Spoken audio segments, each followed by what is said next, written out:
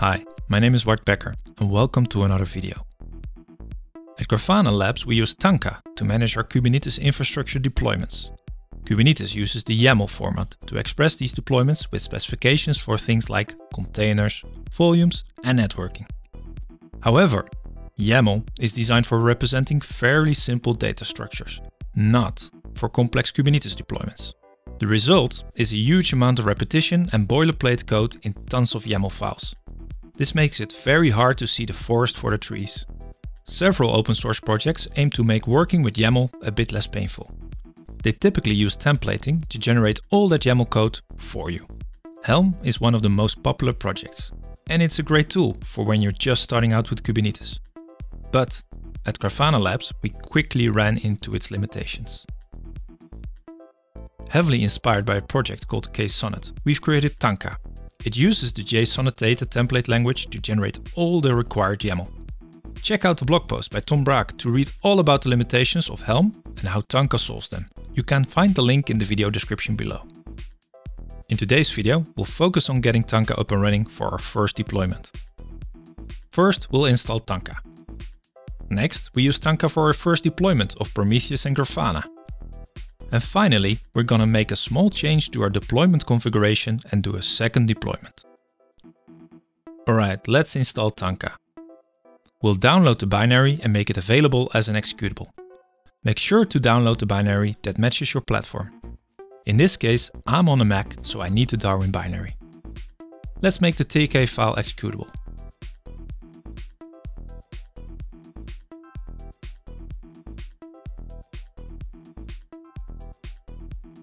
Tanka depends on Jsonnet bundler for Jsonnet package management. The installation is very similar.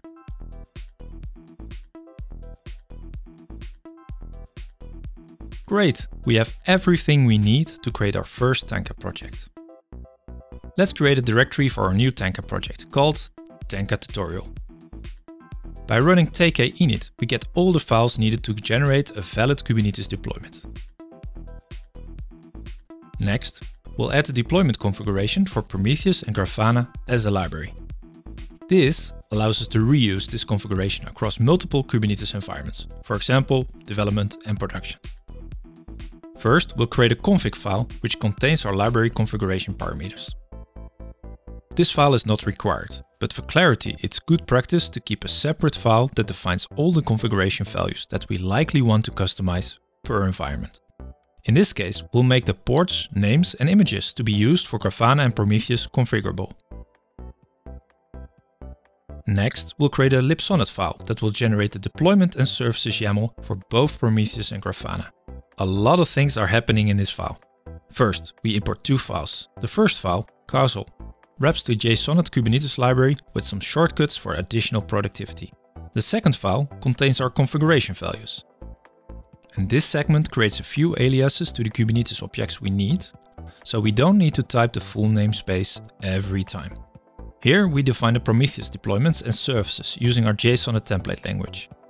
In these definitions, we can reference the configuration values as variables. Jsonnet will make sure that this all compiles to valid YAML. Great, our library is done. Let's use this library in a new production deployment. We'll create the configuration for our production environment using the Tanka command. This will generate a production directory with two files. The spec file contains the Kubernetes API connection details from the active context. And in the main file, we'll specify our deployment configuration. We'll import our Prometheus and Grafana library and override the default configuration. Let's specify a specific image version to use in our production environment. Okay, that's enough JSON for now. We're ready for our first deployment. With tk show, we can see the YAML that will be generated from our Jsonnet code.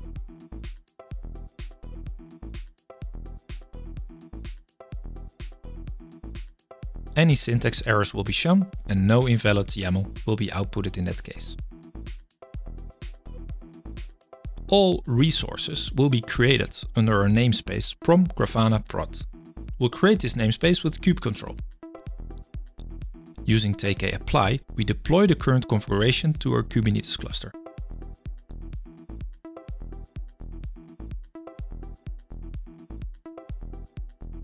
And we're done! Grafana and Prometheus are deployed and running.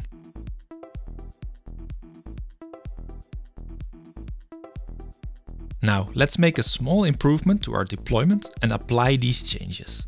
We'll upgrade production to the latest and greatest Grafana by changing the image version in our main file.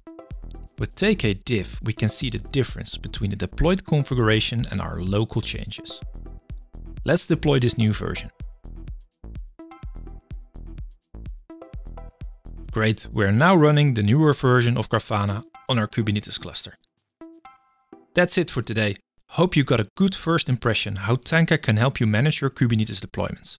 Love to hear your feedback in the comments section. Thanks for watching and see you next time.